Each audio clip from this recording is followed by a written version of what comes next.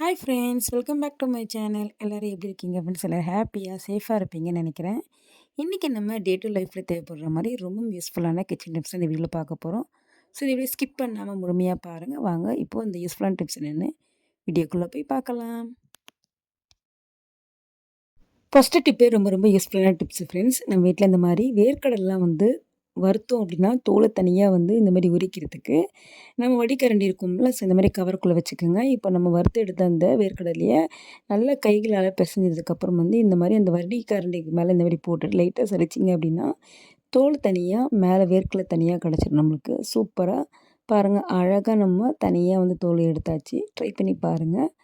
இந்த டிப்ஸு பிடிச்சிருந்தா மறக்காமல் இந்த வீடியோக்கு ஒரு லைக் கொடுங்க. அடுத்த டிப் பாருங்கள், நம்ம வீட்டில் வாங்கக்கூடிய இந்த தேங்காவை சூப்பராக எப்படி தேங்காய் சிரட்டிலேருந்து தேங்காவை எப்படி எடுக்கணும்னா ஒரு 2-3 மெத்தட் சொல்கிறேன். உங்கள் வீடுகளே ட்ரை பண்ணி பாருங்கள். ஃபஸ்ட்டு இந்த தேங்காய் எல்லாமே உடச்சிட்டு இந்த மாதிரி பாதியாக எடுத்துக்கிட்டேன். ஸோ இப்போ இதை நான் ஃப்ரிட்ஜில் தான் எடுத்துகிட்டு போய் வைக்க போகிறேன். ஸோ இந்த மாதிரி மெத்தடில் நீங்கள் எடுக்கும்போது என்ன ஆகும்னா தேங்காய் அழகாக சிரமமே இல்லாமல் நீங்கள் அழகாக தனியாக எடுக்கலாம். இந்த மாதிரி ஒரு ஜிப்லாக் கவரில் நான் தேங்காவை போட்டுட்டு நீங்கள் அப்படியே கூட எடுத்து ஸ்டோர் பண்ணி வைக்கலாம். ஸோ இல்லை நம்மளுக்கு ஃபங்க்ஷன் டைமில் நிறைய எடுக்கணும் அப்படின்னா இந்த மாதிரி ஜிப்லாக் கவரில் கூட நிறைய போட்டு நீங்கள் ஃப்ரிட்ஜில் வச்சுட்டு அதுக்கப்புறம் நான் எப்படி சொல்கிறேன் அதே மாதிரி நீங்கள் தனியாக எடுங்க தேங்காவை. இப்போ பாருங்கள், ஒரு அரை மணி நேரம் கிட்ட நான் வச்சுட்டேன். ஸோ இப்போ இதை நீங்கள் ஒரு கத்தி எடுத்துகிட்டு முனைப்பகுதி ஓரப்பகுதியெலாம் தனியாக எடுக்கணும். அதுக்கு முன்னாடி இந்த மாதிரி தண்ணி இருந்தால் எடுத்துக்கோங்க. ஸோ இப்போ இதுக்குள்ளே நான் ஃப்ரிட்ஜில் வச்சுருந்தேன் எல்லா தேங்காவையுமே இந்த மாதிரி எடுத்து இதுக்குள்ளே போட்டுக்கிறேன். ஸோ அப்புறம் ஒரு கத்தி இருந்தால் எடுத்துக்குங்க. அதுக்கப்புறம் இதோட முனைப்பகுதியை லைட்டாக நீங்கள் மூவ் பண்ணிங்கனாவே சூப்பராக தேங்காய் சிரட்டிலேருந்து தேங்காய் நல்லா அழகாக ரிமூவ் ஆகி வெளியே வந்துடும். பாருங்கள், சூப்பராக நம்மளுக்கு ரிமூவ் ஆகி வந்துடுச்சு. அடுத்து இன்னொரு மெத்தட்லேயுமே நீங்கள் அழகாக எடுக்கலாம். ஸோ ஒரு சில டைமில் ஃப்ரிட்ஜில் வைக்க முடியல அப்படின்னா இந்த மாதிரி நம்ம இட்லி அவிக்கிறோம்ல அந்த பாத்திரத்தில் இந்த மாதிரி வச்சுருங்க. ஸோ ஒரு 5 நிமிஷம் அடுப்பில் மட்டும் வச்சு எடுத்துக்கலாம். ஸோ இப்போ பாருங்கள், இந்த மாதிரி ஒரு 5 நிமிஷம் ஆனதுக்கப்புறம் நீங்கள் அழகாக இப்போ இதை ஒரு கத்தி எடுத்து முனைப்பகுதி மட்டும் லைட்டாக நீங்கள் இது பண்ணி விட்டீங்க அப்படின்னா சூப்பராக வெளியே வந்துடும். பாருங்கள், லைட்டாக முனைப்பகுதி மட்டும்தான் லைட்டாக குத்தி குத்தி விட்டேன். தேங்காய் அழகாக ஃபுல்லாகவுமே கொஞ்சம் கூட ஒட்டாமல் அழகாக தனியாக வந்துருச்சு பார்த்தீங்களா? ஸோ இந்த மாதிரி நீங்கள் அழகாக கட் பண்ணி கூடி பாக்ஸில் போட்டு ஸ்டோர் பண்ணி வச்சுக்கலாம். நமக்கு தேவைப்படும் போது அழகாக இந்த தேங்காவை நீங்கள் எடுத்துக்கலாம். நான் சொன்ன இந்த 2 மெத்தடுமே உங்களுக்கு பிடிச்சிருக்குன்னு நினைக்கிறேன். பிடிச்சிருந்தா இந்த வீடியோக்கு ஒரு லைக் கொடுங்க. வாங்க அடுத்த டிப்ஸ் பார்க்கலாம். அடுத்த டிப்ஸ்க்கு இந்த மாதிரி ஒரு ஸ்பாங் இருந்தால் எடுத்துக்கோங்க. நம்ம பாத்திரம் கழுவ யூஸ் பண்ணோம்ல அதுதான். ஸோ முனைப்பகுதியில் இந்த மாதிரி கத்தியை வச்சு பொறுமையாக லைட்டாக இந்த மாதிரி கொஞ்சமாக கீறல் போடுங்க. ஏன்னா கைகளால் நம்ம பண்ணும்போது பார்த்து கேர்ஃபுல்லாக பண்ணுங்கள். ஸோ இந்த மாதிரி கொஞ்சமாக கீறல் போட்டதுக்கப்புறம் ஒரு ஸ்டிக் இருந்தால் இந்த மாதிரி குத்தி விட்டுருங்க. ஸோ அவ்வளோதான். இப்போது நம்ம அதாவது ஒரு சில இடத்துலலாம் பார்த்திங்கன்னா கதவு ஜன்னல் கிட்டலாம் ஒரு மாதிரி டஸ்ட்டு படிஞ்சிருக்கும். ஸோ கையே எட்டாது. அந்த மாதிரி இடங்கள்லாம் அழகாக இந்த மாதிரி க்ளீன் பண்ணுறதுக்கு நீங்கள் இதை யூஸ் பண்ணிக்கலாம்.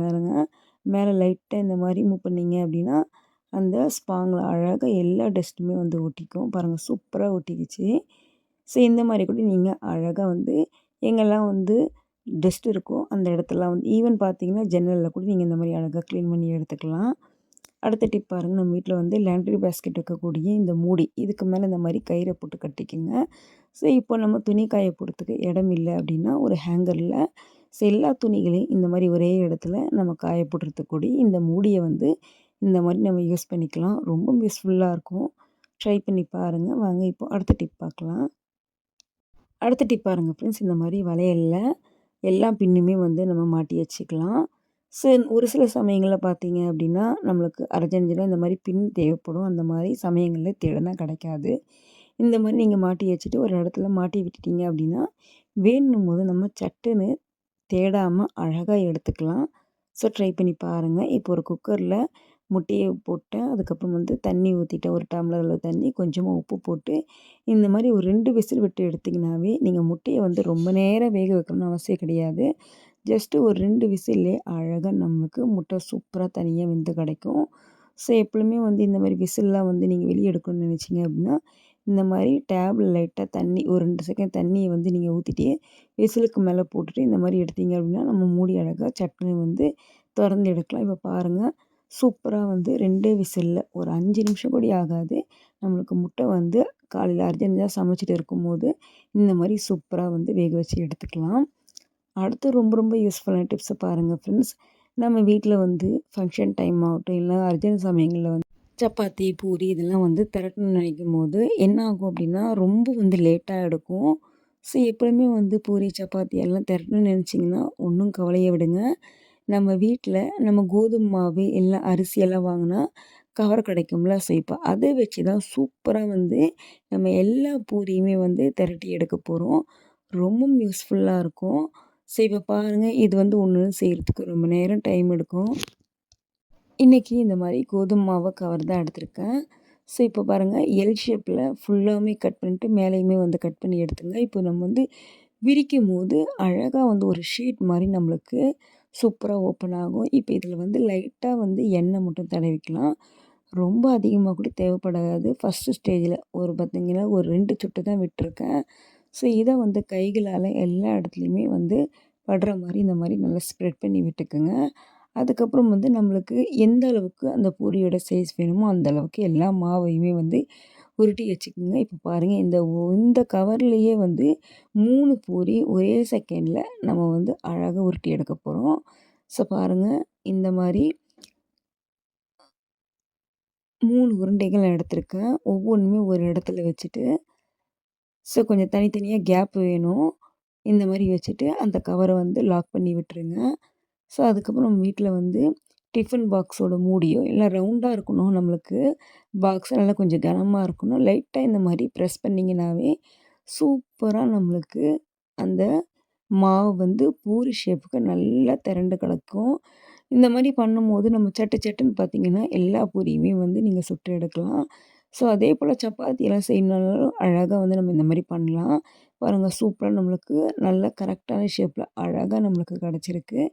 கண்டிப்பாக உங்கள் வீடுங்களில் ட்ரை பண்ணி பாருங்கள். நம்ம நேரத்தை சூப்பராக மிச்சப்படுத்தும்.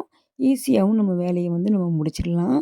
சூப்பராக ஒரே கவரில் 3மே வந்து நம்ம திரட்டி எடுத்தாச்சு. இந்த வீடியோ பிடிச்சிருந்தாலும் மறக்காமல் இந்த வீடியோக்கு ஒரு லைக் கொடுங்க. அடுத்து பாருங்கள், நம்ம பூரியெல்லாம் செய்கிறோம் அப்படின்னா நம்ம செய்யக்கூடிய பூரியாகட்டும், ஒரு சில சமயங்கத்தில் வடைகளாகட்டும், ஸோ எண்ணெய் வந்து அதிகம் பிடிச்சிடக்கூடாது. நல்லா முறுமுறுன்னு கிறிஸ்பியாக இருக்கணும் அப்படின்னா ஜஸ்ட்டு ஒரு சிட்டிகை உப்பு, ஒரு சிட்டிகை அளவு சர்க்கரை, இது 2மே வந்து அந்த சூடான எண்ணெயில் போட்டு அதுக்கப்புறம் நீங்கள் பொரிச்சிங்க அப்படின்னா நம்ம பொரிக்கக்கூடிய இந்த பூரி, வடை எல்லாமே வந்து நல்லா சூப்பராக ஃப்ளஃபியாக நம்மளுக்கு வெந்து கிடைக்கும். அது மட்டும் இல்லாமல் மேலே நல்ல கிறிஸ்பினஸ்ஸாக இருக்கும். பாருங்கள், இப்போ இந்த ஒரு பூரியை அழகாக சூப்பராக வந்து பொரிச்சு எடுத்தாச்சு. நல்லா ப்ளஃபியாகவும் கிடச்சிருக்கு நம்மளுக்கு. அது மட்டும் இல்லை மேலே பார்த்தீங்களா நல்லா கிறிஸ்பினஸோடு இருக்குது. ஸோ கண்டிப்பாக இந்த டிப்ஸ் உங்களுக்கு யூஸ்ஃபுல்லாக இருக்கும். அப்படி யூஸ்ஃபுல்லாக இருக்கும்னு நீங்கள் நினச்சிங்கன்னா மறக்காமல் இந்த வீடியோக்கு ஒரு லைக் கொடுங்க. புதுசாக பார்க்குறவங்க நம்மளோட சேனலை சப்போர்ட் பண்ணி சப்ஸ்கிரைப் பண்ணிக்கோங்க. ஓகே ஃப்ரெண்ட்ஸ், இந்த வீடியோவில் சொன்ன எல்லா டிப்ஸுமே கண்டிப்பாக உங்களுக்கு யூஸ்ஃபுல்லாக இருக்கும்னு நான் நினைக்கிறேன். உங்களுக்கு யூஸ்ஃபுல்லாக இருக்குன்னு நீங்கள் நினச்சினாலும் மறக்காமல் என்னோடய சேனலுக்குமே சப்போர்ட் பண்ணுங்கள். இந்த வீடியோக்குமே ஒரு லைக் கொடுங்க. புதுசாக பார்க்குறப்ப நம்மளோட சேனலை சப்போர்ட் பண்ணி சப்ஸ்கிரைப் பண்ணிக்கோங்க. நெக்ஸ்ட் ஒரு இன்ட்ரெஸ்டிங்கான யூஸ்ஃபுல்லான வீடியோவில் பார்க்கலாம். தேங்க்ஸ் ஃபார் வாட்சிங்.